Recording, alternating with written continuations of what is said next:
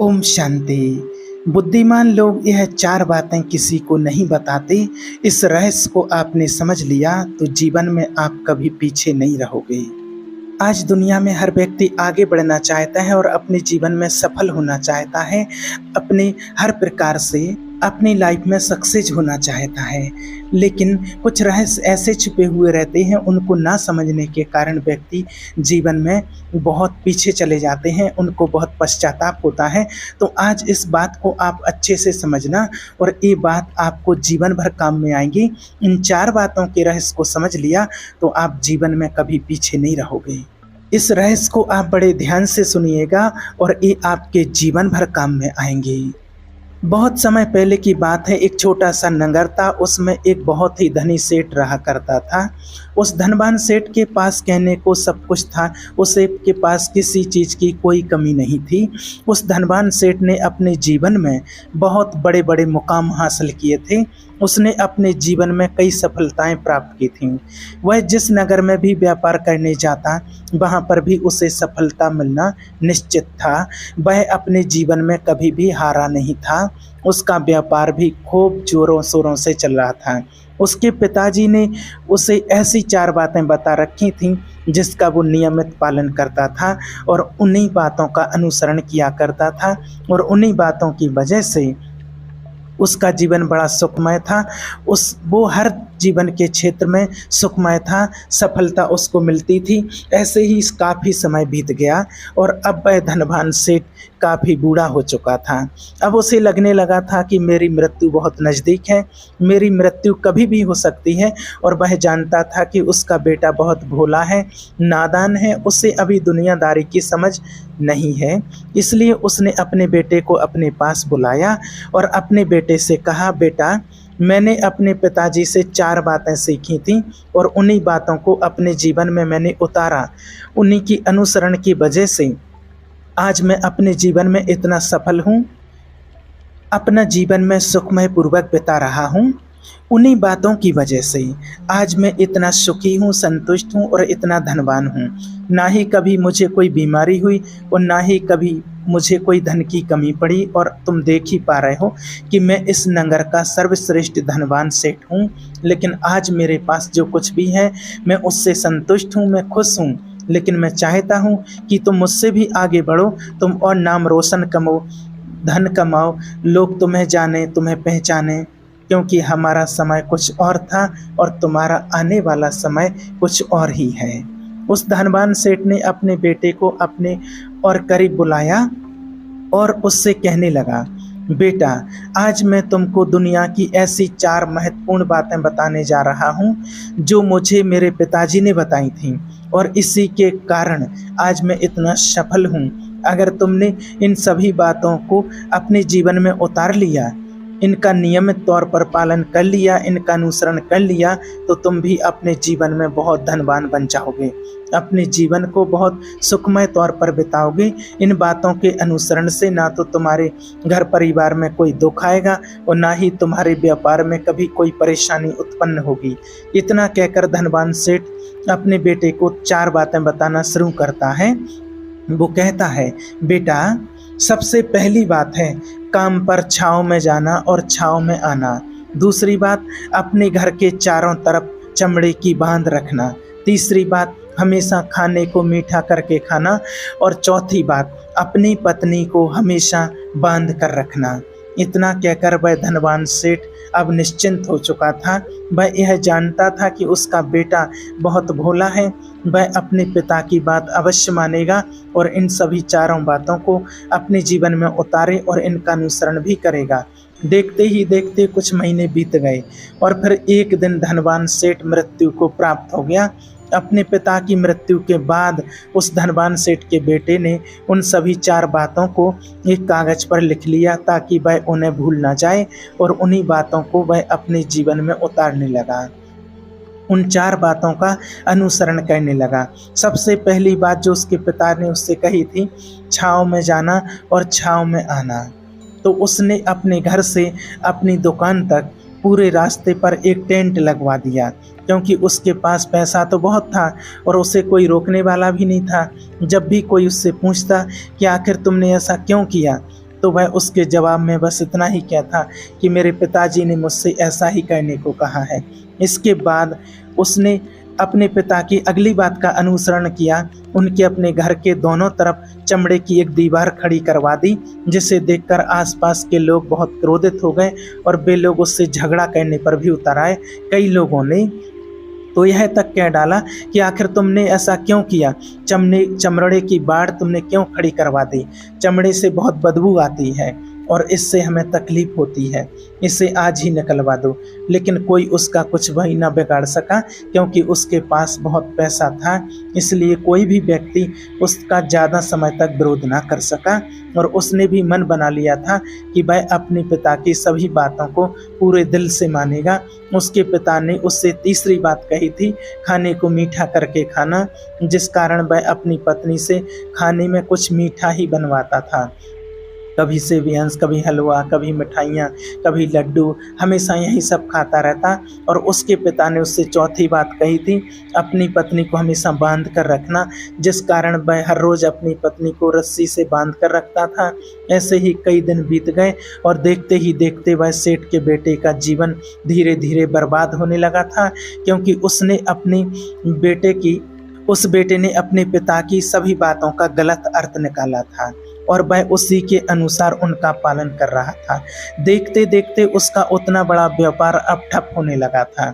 उसके यहाँ पर ग्राहकों की संख्या कम होने लगी थी, क्योंकि जब उसका मन करता तब वह जो दुकान जाया करता और जब उसका मन करता तो वह दुकान से वापस घर लौट आता था। उसका अपने पिताजी के इस कारोबार में मन नहीं लगता था, इस कारण उसके सारे ग्राहक अब उससे नाराज होने लगे थे। उसके सारे ग्राहक अब एक एक करके उस दुकान को छोड़ते चले जा रहे थे। इस तरह उसका पूरा व्यापार अब ठप हो चुका था, जिस व्यापार को खड़ा करने के लिए उसके पिताजी ने खून पसीना एक कर दिया था, उस व्यापार को उसने कुछ ही महीनों में पूरी तरह से बर्बाद कर दिया था। अब उसका धंधा बहुत कम हो चुका था, जिस कारण वह बहुत परेशान रहता था, वह बहुत चिंतित रहता था। और इसके साथ ही अपने घर के चारों तरफ उसने चमड़े की दीवार खड़ी करवाई थी। उस कारण आसपास बहुत गंदी बदबू फैल चुकी थी, इसलिए जो भी उसके आसपास लोग रहते थे उन सभी ने वह घर छोड़कर कहीं और अपना बसेरा बसा लिया। चमड़े की बदबू के कारण अब उसके घर में भी कोई नहीं आता था, यहाँ तक कि उसके मित्र और रिश्तेदार भी उस घर में आने से डरते थे। लेकिन अब भी उसे समझ नहीं आ रहा था कि आखिर ये सब हो क्यों रहा है। वह बहुत परेशान रहने लगा था। वह हमेशा मीठा भोजन किया करता था, जिस कारण उसका वजन बहुत ज़्यादा बढ़ चुका था और इस मोटापे के कारण उसके शरीर में ना जाने कितनी सारी बीमारियों ने अपना घर बना लिया था। आए दिन उसके घर पर वैद आने लगे थे और इन्हीं कारणों से अब उसका पैसा भी इन चीज़ों में बर्बाद होने लगा था। और अपने पिता की चौथी बात मानी थी, वह थी अपनी पत्नी को बांध कर रखता, जिसकी वजह से उसकी पत्नी उससे नाराज़ हो गई और वह घर छोड़कर अपने मायके लौट गई। उसने अपनी पत्नी को मनाने की कोशिश की, तरह तरह के उपाय किए, लेकिन उसकी पत्नी नहीं मानी। और वैसे भी कोई भी स्त्री ऐसे मर्द के साथ क्यों रहना चाहेगी जो उसको बेवजह ही बिना बात के बांध कर रखता हो। देखते देखते अब वह सेठ के बेटे का जीवन बर्बाद हो चुका था। ना तो अब उसके पास व्यापार बचा था और ना ही धन, ना ही उसकी पत्नी और ना ही वह रिश्तेदार जो पैसों के लिए उसके आसपास घूमा करते थे। और तो और अब उसका स्वास्थ्य भी ठीक नहीं रहता था, जिस कारण वह बहुत चिंतित रहने लगा था, बहुत परेशान रहने लगा था। उसे वह सब समझ ही नहीं आ रहा था कि क्या हो रहा है और क्यों हो रहा है। इन सभी बातों को लेकर तो बहुत परेशान रहता और वह मन ही मन अपने पिताजी को कोसा करता और कहता, पिताजी आपने तो मेरा पूरा जीवन बर्बाद कर दिया। आपकी उन 4 बातों के कारण आज मुझसे मेरा सब कुछ छिन चुका है। ना तो मेरे पास व्यापार रहा, ना ही धन दौलत और ना ही वो रिश्तेदार, ना ही मेरी पत्नी, और यहाँ तक कि मेरे स्वास्थ्य ने भी मेरा साथ छोड़ दिया है। आप ही के कारण मेरा पूरा जीवन बर्बाद हो चुका है। यदि मैंने आपकी वह 4 बातें ना मानी होती, यदि मैंने उन्हें अपने जीवन में ना उतारा होता, तो आज मैं एक सुखमय जीवन जी रहा होता। आपकी इन 4 बातों पर चलकर मुझे क्या मिला? मैंने एक आज्ञाकारी बेटे की तरह आपकी सारी बातें भली भांति मानी, उन पर यकीन किया, उनका अनुसरण किया, लेकिन मैं ही मूर्ख था जो मैंने आपकी उन बातों पर आंख बंद करके विश्वास कर लिया। इतना कहकर वह फूट फूट कर रोने लगा। तभी उसे एक दिन पता चला कि उसके पास के नगर में एक साधु आए हुए हैं और वो साधु सभी की समस्याओं का हल बताते हैं, चाहे कैसी भी समस्या हो उसका निवारण अवश्य करते हैं। ये सुनकर उसने सोचा कि चलो एक बार मिलकर तो देखता हूँ, हो सकता है कि मेरी भी समस्या का समाधान मुझे मिल जाए। इस आशा के साथ वो उन साधु के पास पहुंचा। वहां पहुंचकर सीधा उनके चरणों में जा गिरा और जोर जोर से रोने लगा। वह कहने लगा, हे गुरुवर, अब आप भी मुझे बचा सकते हैं। मेरे पिताजी ने तो मेरा पूरा जीवन बर्बाद करके रख दिया। आज मेरी जो भी स्थिति है वो सब मेरे पिताजी के कारण ही है। मेरे पिताजी ने मुझे जैसा कहा था मैंने वैसा ही किया। हमेशा एक अच्छे बेटे की तरह उनकी सारी बातें मान ली, अपने सारे फर्ज निभाए। और देखिए मेरे पिताजी ने मेरे साथ क्या किया। मरते मरते भी वह मुझे गलत बात सिखा गए और उसका आज भुगतना उनकी बातों का नतीजा मुझे आज भुगतना पड़ रहा है, क्योंकि मैंने उनकी सभी बातों को अपने जीवन में उतारा, उनका अनुसरण किया। और देखिए आज मेरे साथ क्या हो गया। मेरा तो पूरा जीवन ही बर्बाद हो गया। मैं अब तक ये नहीं समझ पाया कि मेरे पिताजी ने मेरे साथ ऐसा क्यों किया। क्या मैंने उनके साथ कुछ गलत किया था। इतना कहकर वह उन साधु के सामने और भी जोर जोर से रोने लगा। तभी वह साधु महाराज उस सेठ के बेटे से कहते हैं, बेटा चुप हो जाओ, पहले मुझे अपनी सारी बात तो बताओ। आखिर तुम्हारे साथ क्या हुआ है, तुम इस तरह से क्यों रो रहे हो, तुम्हारी इस परेशानी का क्या कारण है। उन साधु के इतना कहने पर उस सेठ के बेटे ने पर्ची उन साधु के हाथ में रख दी, जो अपनी पिता की मृत्यु के बाद उसने लिख रखी थी, जिसमें उसने अपने पिता की चारों बातों को लिखा था। उन साधु ने पर्ची ली और उसे पढ़ने लगे। उन्होंने जैसे ही पढ़ा और वह जोर जोर से हंसने लगे और वह उस सेठ के बेटे से कहते हैं, तुम कितने बड़े मूर्ख हो।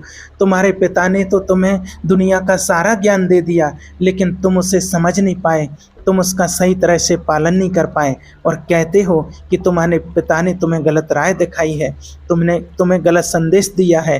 तुम्हारे पिताजी तो तुम्हारी परीक्षा ले रहे थे कि तुम उनकी बातों को समझ पाते हो या नहीं, तुम उनकी बातों का सही मतलब निकाल पाते हो या नहीं। यदि वह चाहते तो वो तुम्हें अच्छी तरह से भी बता सकते थे, लेकिन तुम वो चाहते थे कि तुम इन बातों का मतलब खुद से जानो, खुद से समझो कि इन बातों का क्या अर्थ होता है। लेकिन अब तो ऐसा प्रतीत होता है कि मानो तुम्हारी बुद्धि बिल्कुल भ्रष्ट हो चुकी है। तुमसे बड़ा मूर्ख तो मैंने आज तक नहीं देखा। जिसके पास दुनिया का इतना बड़ा ज्ञान हो वो इतनी बड़ी मूर्खता कैसे कर सकता है। तुम्हारे पास कोई धन नहीं और ना ही तुम्हारे पास कोई ज्ञान है। तुमने कोई भी ज्ञान अपने जीवन में अर्जित ही नहीं किया। अगर तुम इन बातों का सही मतलब समझ चुके होते तो तुम अपने जीवन में अपने पिता की तरह सफल होते, खुश होते और तुम्हारा जीवन सुखमय तरह से बीत रहा होता। लेकिन तुम इतने बड़े मूर्ख हो कि तुमने अपने पिता की बातों का गलत मतलब निकाल लिया। उन बातों के मतलब के कारण तुमने सोचा तक भी नहीं कि उन्होंने जैसे कहा और वैसा कहना तुमने शुरू कर दिया। अगर तुम्हें इन बातों का अर्थ पता नहीं चल रहा था तो तुम किसी ज्ञानी से मिल सकते थे, तुम उससे उस बात का मतलब निकाल लेते, अर्थ समझ जाते। लेकिन जैसा तुमने अपने पिता की अपनी बातों को समझा है वैसा नहीं है। इस पर वह धनवान सेठ का बेटा कहता है, हे गुरुवर, आप क्या कहना चाहते हैं। क्या मैं अपने पिता की बातों को सही नहीं समझ रहा। और वैसे भी इसमें समझने लायक है क्या। उन्होंने तो सब कुछ साफ साफ ही बताया था और मैंने उन्हें अपने जीवन में उतार लिया, तो फिर मैंने गलत क्या किया है।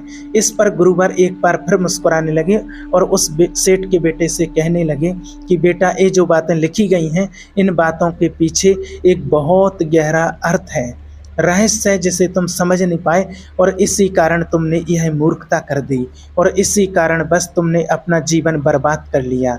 लेकिन अब भी कुछ नहीं बिगड़ा है, अब भी तुम्हारे पास बहुत समय है। यदि तुम चाहो तो अब से मेहनत करके भी तुम अपने जीवन में एक बार फिर से वह खुशहाली, वह समृद्धि, सब कुछ अपने जीवन में हासिल कर सकते हो। इस पर वह सेठ का बेटा कहता है, ठीक है, कृपया करके मुझे उन चारों बातों का अर्थ समझाइए। आखिर उन चार बातों का क्या अर्थ है। इस पर साधु सेठ के बेटे को कहते हैं, तुम्हारे पिताजी ने तुमसे कहा था काम पर छांव में जाना और छांव में आना। इसका मतलब ये है कि सूर्य निकलने से पहले तुम दुकान पर पहुंच जाना और सूर्य अस्त होने के बाद ही तुम वापस घर आना, जिससे तुम्हें दुकान पर अधिक से अधिक समय मिल पाएगा। तुम उस काम को अच्छी तरह से समझ पाओगे, उस काम को अच्छी तरह से कर पाओगे, उस काम को बढ़ाने में तुम अपना दिमाग लगा पाओगे और तुम अपने काम में तरक्की कर पाओगे। लेकिन तुमने तो इसका गलत ही मतलब निकाल लिया। तुमने तो अपने घर से लेकर दुकान तक एक ऐसा टेंट लगवा दिया जिससे तुम छाँव में आ सको और छाँव में जा सको। अब तुम ही बताओ कि तुमने अपने पिताजी की बात का सही अर्थ समझा था। ये सुनकर बस सेठ का बेटा जोर जोर से रोने लगा और कहने लगा, हे गुरुवर, मेरी ही गलती थी। मैंने अपने पिता की इन बातों का गलत मतलब निकाला और इसी कारण बस मैं पूरी तरह से बर्बाद हो चुका हूँ। मैं ही सबसे बड़ा मूर्ख था। मेरे पिताजी ने तो मुझे इतना महत्वपूर्ण ज्ञान दिया, लेकिन मैं उस हीरे को पत्थर समझ बैठा। आगे वह सेठ का बेटा उन गुरुवर से कहने लगा, गुरुवर दूसरी बात क्या है, उसका अर्थ आगे समझाइए। दूसरी बात का अर्थ समझाते हुए गुरुवर कहते हैं, चमड़े की बाड़ करवाना, इसका अर्थ ये है कि तुम अपने घर में एक कुत्ता पालना। जब तुम अपने घर में कुत्ता पाल लोगे तो ये तुम्हारे घर की चारों ओर से रक्षा करेगा, जिससे तुम्हारी धन दौलत पूरी तरह से सुरक्षित रहेगी और तुम बेफिक्र होकर के दुकान पर मन लगा सकोगे, बेफिक्र होकर के दुकान के कामों को समझ सकोगे और अपने जीवन में तरक्की कर पाओगे। और तुम्हारे मन में कभी यह भी डर नहीं होगा कि कहीं कोई चोर आकर मेरी संपत्ति ना चुरा ले जाए। चमड़े की बाड़ करवाने का असली मतलब ये है, लेकिन तुमने तो चमड़े की बाड़ करवाने का मतलब कुछ और ही निकाल दिया। तुमने तो अपने घर की 2 दीवारों से ही चमड़े को पूरी तरह से भरवा दिया, जिस कारण आसपास गंदी बदबू फैल गई। तुम्हारे आसपास के पड़ोसी भी अपना घर छोड़कर कहीं और चले गए, यहाँ तक कि तुम्हारे मित्र, तुम्हारे सगे संबंधी भी उस बदबू के कारण तुम्हारे घर पर आने से कतराने लगे। और अब हालत ये हो चुकी है कि ना तो तुम्हारे घर पर कोई आता है और ना ही कोई जाता है, और इसी कारण बस लोग तुम्हें नापसंद करने लगे और तुम्हारी बर्बादी का यह भी कारण है। आगे सेठ का बेटा कहता है कि ये सब तो ठीक है, लेकिन ये खाने को मीठा करके खाना, इसका क्या मैंने अर्थ गलत निकाला है क्या?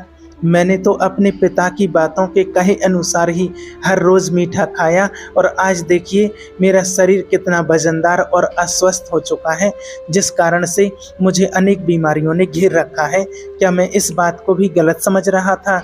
इस पर वह साधु उस सेठ के बेटे से कहते हैं, हाँ, इस बात का भी तुमने गलत मतलब ही निकाला है। मीठा करके खाने का मतलब ये है कि जब भी तुम्हें भूख तेजी से लगे तभी तुम्हें भोजन करना है, ना उसके पहले ना उसके बाद। अन्यथा यदि तुम्हें भूख ना लगी होगी और तुम भोजन मिल जाए तुम्हें, तो तुम उस भोजन की कभी कदर नहीं करोगे। वह रोटी तुम्हें कभी मीठी नहीं लगेगी, फिर चाहे वो भोजन कितना भी स्वादिष्ट क्यों ना हो, चाहे भोजन कितना लाजवाब क्यों ना हो, तुम उसकी कदर कभी नहीं कर पाओगे, तुम उसका सम्मान कभी नहीं कर पाओगे। किंतु जब एक व्यक्ति को जोर से भूख लगी होती है तो उसके सामने यदि तुम सूखी रोटी भी रख दो तो भी वह उसके लिए किसी पंचमेवा से कम नहीं होता है। वह उसे प्रेम पूर्वक खाता है, उसका आदर सम्मान करता है और वह रोटी उससे मीठी लगती है, स्वादिष्ट लगती है। इसीलिए तुम्हारे पिताजी ने यह कहा था कि भोजन मीठा करके खाना, जिससे तुम्हारा स्वास्थ्य भी अच्छा रहेगा। क्योंकि जब एक व्यक्ति को भूख लगी होती है और उस समय पर जब वह भोजन करता है तो उसके लिए वो एक अमृत के समान होता है, और वहीं पर जब किसी व्यक्ति को भूख ना लगी हो और ऐसे समय पर वह भोजन करता है तो वह उसके लिए विष के समान है, वह उससे बहुत नुकसान पहुंचा सकता है। लेकिन तुमने तो इसका भी गलत मतलब निकाला था। तुम हर रोज़ मीठा खाने लगे, जिस कारण तुम्हारा वजन बढ़ने लगा और इसी कारण बस तुम्हारे शरीर में अनेक रोगों ने अपना घर बना लिया और यह तुम्हें मृत्यु के करीब ले जा रहा था। इसलिए आज से जब भी तुम्हें जोर की भूख लगे तभी भोजन करना तुम्हारे लिए अत्यधिक फायदेमंद होगा और तुम्हारे शरीर को हमेशा निरोगी बनाने में तुम्हारी मदद करेगा। और जब भी भोजन की आवश्यकता ना हो, जब भूख ना लगी हो, ऐसे समय पर भोजन कभी ना करना। ये तुम्हारे लिए बहुत नुकसानदायक साबित होगा और यही तुम्हारी तीसरी गलती थी जिस कारण तुम्हारा पूरा जीवन बर्बाद हो रहा था। आगे वो सेठ का बेटा कहता है, चौथी बात तो बिल्कुल साफ लिखी गई है, अपनी पत्नी को हमेशा बांध कर रखना। तो इसका अर्थ भी कुछ और है क्या? मैंने इसका भी गलत मतलब निकाला है क्या? इस पर साधु कहते हैं, हाँ बेटा, अपनी पत्नी को बांध कर रखने का अर्थ ये नहीं है कि तुम रोज रस्सी से बांध कर उसको रखो, बल्कि इसका अर्थ तो ये है कि जब भी तुम दोनों के बीच में जब आपसी मतभेद हो जाए, कुछ नोक झोंक हो जाए, तो तुम अपनी पत्नी का हाथ मत छोड़ना।